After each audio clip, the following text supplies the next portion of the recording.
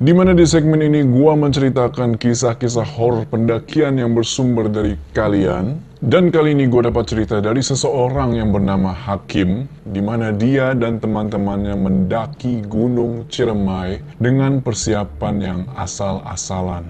Bagi kalian yang ingin cerita horor pendakian yang gue bikinin video kayak gini, kirim cerita kalian ke email di bawah ini.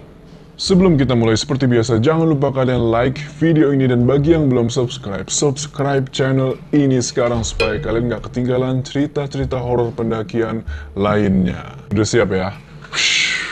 Pendakian ke Gunung Ciremai ini dimulai sekitar bulan Juni 2019 kemarin. Si Hakim dan ceweknya yang bernama Dewi beserta 7 orang teman lainnya yang bernama Yuda, Angel, Zaskia, Mujab, Ahmad, Anggun, dan terakhir Ayib. Mereka semua berkeinginan untuk mendaki ke Gunung Ciremai. Jadi awal banget sebelum mereka berangkat ke Cirebon, si Hakim ngajakin ceweknya kan, si Dewi buat ikut naik. Si Dewi ini ngeiyain. Cuman dia mikir pasti nggak bakal dibolehin sama orang tuanya. Dan akhirnya Dewi pun bilang ke orang tuanya kalau si Dewi ini hanya menginap di rumah temannya selama 2 hari. Dan awalnya si Hakim pun ragu untuk naik ke Gunung Ciremai. Secara dia adalah seorang pendaki pemula yang baru mendaki Gunung Prau saja. Kalian tahu kan, tinggi Gunung Prau tidak setinggi Gunung Ciremai, dan tentu treknya pun tidak sesulit trek Gunung Ciremai. Ya udahlah kan. Akhirnya mereka bersembilan pun membentuk satu grup WhatsApp yang bernama OTW Gunung dan memutuskan untuk tetap naik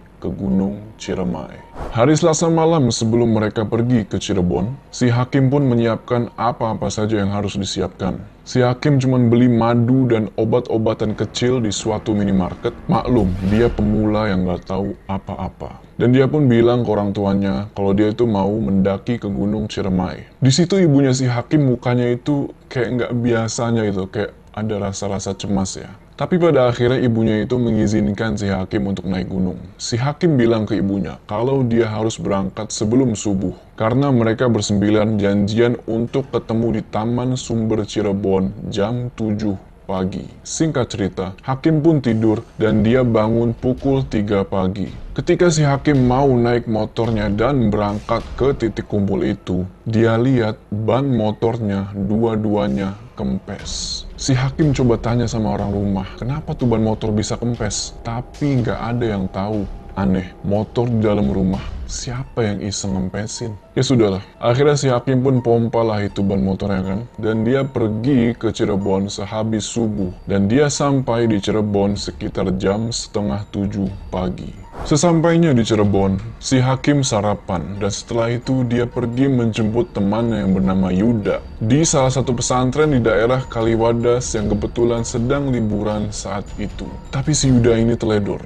Dia yang katanya mau nyiapin segala sesuatunya, ternyata dia belum nyiapin apa-apa. Karena mereka semua nggak ada yang punya peralatan mendaki gunung, akhirnya mereka memutuskan untuk menyewa semuanya. Lalu setelah itu mereka pun berangkat ke salah satu masjid di Pleret Cirebon untuk bertemu Dewi. Si Hakim sengaja untuk ketemu Dewi di masjid. Soalnya kalau si Hakim jemput si Dewi di rumahnya, bakalan runyam.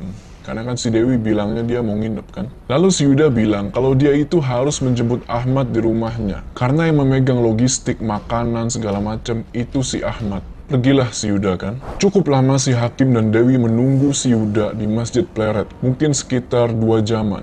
Si Hakim pun emosi di situ dan dia coba hubungi si Yuda. Di situ si Yuda bilang kalau dia lagi ada masalah, tapi dia nggak mau bilang apa masalahnya. Akhirnya si Hakim dan Dewi pun pergi ke Taman Sumber Cirebon, dan di situ mereka bertemu dengan Zaskia, Anggun, dan Mujab. Saat itu si Ayib belum datang.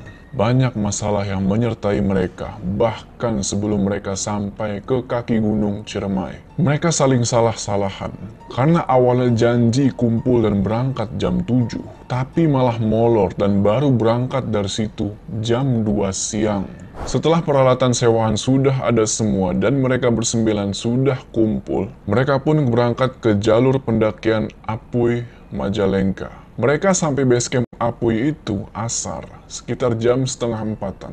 Sebelumnya mereka sudah sepakat, kalau mereka sampai basecamp itu sore, mereka nggak akan mulai pendakian sampai besok pagi. Tapi si Yuda di sini tetap ngotot untuk mendaki saat itu juga. Dan dia bilang kalau bakal istirahat di pos 1 Gunung Ciremai saat maghrib. Mereka pun mulai mengurus administrasi dan akhirnya mereka sepakat untuk naik ke Gunung Ciremai saat itu juga. Jam 4 lewat. Mereka di situ sudah diingatkan oleh ranger setempat agar jangan mendaki sore, takut ada apa-apa. Secara mereka semua kan pemula. Tapi bermodal bismillah, mereka tetap melanjutkan pendakian. Pendakian dimulai dengan formasi. Ayib sebagai leader, secara dia yang paling tahu jalan. Tepat di belakang Ayib adalah Hakim, Dewi, Yuda, Angel, Zaskia, Anggun, dan Ahmad. Posisi sweeper di sini dipegang oleh si Mujab. Seiring mereka berjalan, hari pun mulai gelap. Dan fatalnya, dari mereka bersembilan, hanya 3 orang yang membawa headlamp. Sebelum masuk waktu maghrib, mereka istirahat di pos 1 Arban. Di situ juga banyak pendaki yang turun. Karena di pos 1 itu banyak yang istirahat. Akhirnya yang awalnya mereka berencana untuk istirahat di pos 1 itu batal. Nah, setelah melewati pos 1 Arban itu, Dewi mulai terlihat aneh. Dia selalu melihat ke sebelah kiri ke arah pohon-pohon yang tinggi, yang bawahnya itu jurang. Ketika diajak ngobrol sama si Hakim, si Dewi ini dia kayak nggak denger gitu. Dan pandangannya itu terlihat kosong. Di sini si Hakim berpikir kalau si Dewi pasti telah melihat sesuatu. Karena di rumahnya pun si Dewi sering melihat makhluk-makhluk itu. Si Hakim berusaha menengokkannya. Jadi si Dewi kan tadi tinggal kiri nih. Berusaha digini nih. Si Hakim berusaha menengokkan kepalanya si Dewi untuk menghadap dia. Terus si Hakim bilang, apapun yang kamu lihat, tetap fokus ke depan dan baca bismillah. Jangan lihat kemana-mana lagi. Si Dewi bilang, aku takut, ah. Perjalanan berlanjut. Sekitar pukul 7:30 malam, mereka istirahat sejenak di jalur yang lumayan luas dan landai. Mereka tidak mendirikan tenda di situ, hanya sekedar istirahat buat makan-makan dikit lah. Secara mereka dari pagi itu belum makan, karena mereka masih harus ngurus tentang penyewaan alat-alat. Tiba-tiba, satu botol yang masih penuh terisi air jatuh menggelinding. Ayib pun mengejar botol itu, tapi botol itu menggelinding ke arah jurang. Dan untungnya si Ayib sempat berhenti sebelum dia ikut juga jatuh ke jurang. Akhirnya pun mereka harus merelakan satu botol air. Lanjut perjalanan, sampailah mereka di pos 2 Tegal Pasang. Namun di situ mereka melihat kondisi yang tidak memungkinkan untuk mendirikan tenda. Dan di situ dinginnya sangat menusuk. Ketika mereka mau melanjutkan perjalanan, si Dewi ternyata kedinginan dan mukanya terlihat pucat. Tapi teman-temannya si Dewi ini berusaha untuk menyemangatin si Dewi untuk lanjut sampai ke pos 3. Padahal ranger di base camp sudah mengingatkan mereka untuk jangan bangun tenda di pos 3 karena udara di situ sangatlah dingin. Sebelum mereka sampai pos 3, mereka sempat bertemu dengan 4 orang pendaki asal Indramayu. Dan akhirnya rombongan si Hakim ini gabung ke rombongan asal Indramayu itu. Di sini rombongan menjadi berjumlah 13 orang. Posisi leader dan sweeper digantikan oleh pendaki asal Indramayu itu. Si Hakim dan teman-temannya berada di tengah-tengah barisan. Persis sebelum pos 3, si Dewi terjatuh karena sudah tidak kuat lagi menahan dingin. Si Hakim pun memberikan jaketnya, sarung tangannya, dan kaos kaki untuk dipakai si Dewi. Jadi si Dewi sekarang double semua tuh kan. Di sini si Dewi masih kuat berjalan dengan dituntun. Dan akhirnya mereka sampai di pos 3 jam 9 malam. Selagi yang lain memasang tenda, salah satu dari mereka memberikan sebuah emergency blanket atau sleeping bag darurat kepada Dewi. Mereka di situ takut kalau si Dewi ini kena hipotermia. Di pos 3 itu ada satu tenda yang sudah jadi, dan si pemilik tenda terlihat sedang ngopi di luar tenda. Melihat si Dewi yang sudah lemah, pemilik tenda itu pun memberikan sebuah susu jahe kepada si Dewi. Sekitar jam 9 lebih, akhirnya tenda pun berdiri. Mereka membangun 3 tenda di situ. 2 tenda kapasitas 2 orang untuk perempuan, dan 1 tenda kapasitas 4 orang untuk laki-laki. Dan mereka pun istirahat. Tiba-tiba, si Zaskia membangunkan si Hakim yang sedang berada di tenda laki-laki. Zaskia di situ bilang kalau si Dewi ini sedang menggigil, padahal dia sudah pakai sleeping bag. Dan di sini si Dewi itu nggak mau ngomong apa-apa. Akhirnya si Hakim pergi ke tendanya si Dewi dan membuka sleeping bagnya si Dewi. Dioleskanlah minyak kayu putih ke tangan dan kaki si Dewi. Tidak lupa, si Hakim juga mengganti kaos kakinya si Dewi yang ternyata basah. Si Hakim juga memberikan sarung tangannya kepada si Dewi. Jadi di sini si Hakim udah nggak pakai apa-apa lagi, cuman kaosan doang, nggak pakai kaos kaki, nggak pakai sarung tangan. Alhasil dia pun jadi sangat kedinginan. Setelah selesai membantu si Dewi, si Hakim hendak kembali ke tendanya. Tapi di situ si Hakim ditahan sama mereka berdua, disuruh temenin dulu lah. Ya udahlah, mereka ngobrol-ngobrol kan di situ. Baru sekitar jam 2 malam, si Dewi dan Zaskia tertidur. Si Hakim kembali ke tendanya dan dia pun tidur. Pagi pun tiba. Setelah sarapan, sekitar jam 7-an, mereka pun memutuskan untuk melakukan summit attack. Di situ si Hakim bilang kalau dia dan Dewi nunggu di pos 3. Karena kondisi si Dewi di situ masih lemah. Tapi si Dewi di situ maksa untuk ikut ke puncak. Karena dia merasa tanggung kan, masa nggak ke puncak sih. Dan akhirnya mereka berdua pun ikut. Formasi pagi itu, Yuda sebagai leader dan Ahmad sebagai sweeper. Mereka bersembilan lagi di situ. Karena 4 pendaki asal Indramayu yang kemarin malam sudah naik duluan. Di situ mereka nggak sadar kalau air ternyata hanya tersisa 3 botol. Akhirnya 2 botol dibawa dan 1 botol ditinggal di tenda. Yuda, Angel, Aib, Anggun, Mujab, dan Zaskia, mereka ini berjalan dengan penuh semangat. Sehingga meninggalkan Hakim, Dewi, dan Ahmad di belakang. Sampailah mereka di pos bayangan setelah pos 4. Di depan, si Aib berteriak, "Woi, cepet, pos 5 udah di depan nih." Si Ahmad pun jalan duluan meninggalkan si Hakim dan Dewi berdua. Si Ahmad bilang kalau dia itu bakal nungguin mereka di pos 5.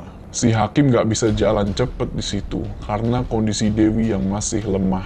Sampailah si Hakim dan Dewi di pos 5. Tapi di situ nggak ada satupun teman-temannya yang nungguin mereka. Setelah istirahat sebentar di situ, si Hakim dan Dewi pun melanjutkan perjalanan. Di situ si Dewi mulai terlihat sangat lemas karena kekurangan cairan. Secara air dipegang oleh rombongan yang ada di depan. Sampai mereka di jalur bebatuan dan pasir setelah pos 5. Dewi terlihat ingin pingsan dan tak berdaya. Di situ mereka bertemu dengan pendaki yang mau turun dan Hakim pun meminta sedikit air kepada para pendaki itu. Hakim dan Dewi baru bertemu dengan teman-temannya di persimpangan jalur Apuy dan Ninggarjati. Pada saat bertemu mereka, si Hakim langsung emosi dan marah-marah karena merasa sudah ditinggalin sama mereka. Dan ternyata teman-temannya si Hakim yang jalan duluan pun tidak sampai puncak. Mereka hanya bisa sampai Gua Walet dan terpaksa balik lagi dikarenakan kabut yang tebal dan kondisi yang tidak memungkinkan. Mereka nggak mau melanjutkan karena takut nanti salah satu dari mereka ada yang kena hipotermia. Sekitar jam 11 siang lebih, mereka turun. Di situ mereka sepakat kalau mereka harus sampai base camp sebelum maghrib. Singkat cerita, sampailah kembali mereka di pos 3 tempat mereka mendirikan tenda. Dan mereka pun langsung beres-beres untuk turun ke base camp. Sekitar jam 2-an baru mereka turun dari pos 3 itu. Jam sudah menunjukkan waktu asar ketika mereka sampai di pos 2. Dan di situ mereka terpisah. Yuda dan Angel tertinggal di belakang.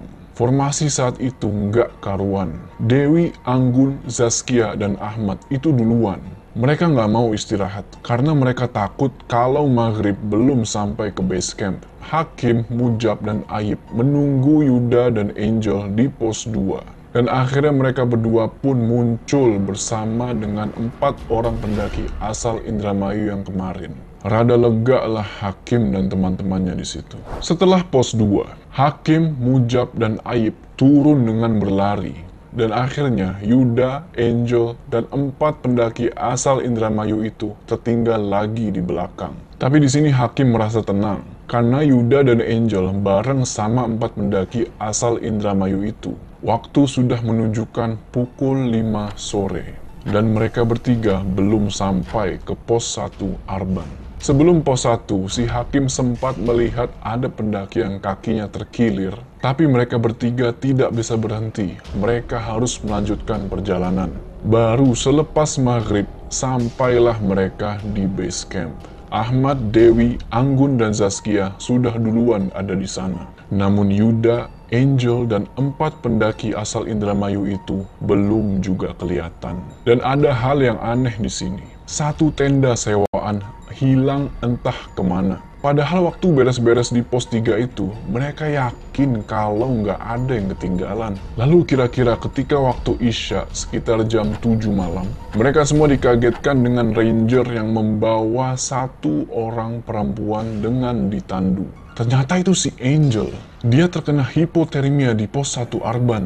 Mereka semua pun berkumpul di base camp dan memutuskan untuk menginap di situ. Kira-kira jam 9, mereka yang laki-laki tidur di pos evakuasi dan yang perempuan tidur di pos administrasi. Nah, pas lagi tidur, sekitar jam 11 malam, si Hakim mimpi kalau si Dewi itu lari balik lagi ke jalur pendakian dan hilang.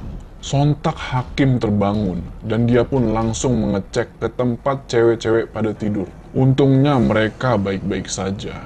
Setelah itu si Hakim pun melanjutkan tidurnya. Waktu berlalu, sekitar jam 2 malam, si Hakim kembali mendapatkan mimpi. Di dalam mimpi itu, si Hakim melihat ada sosok bayangan hitam besar berada di atas pos tempat mereka tidur. Dan sosok itu bilang, "Kalian ceroboh." Spontan si Hakim terbangun.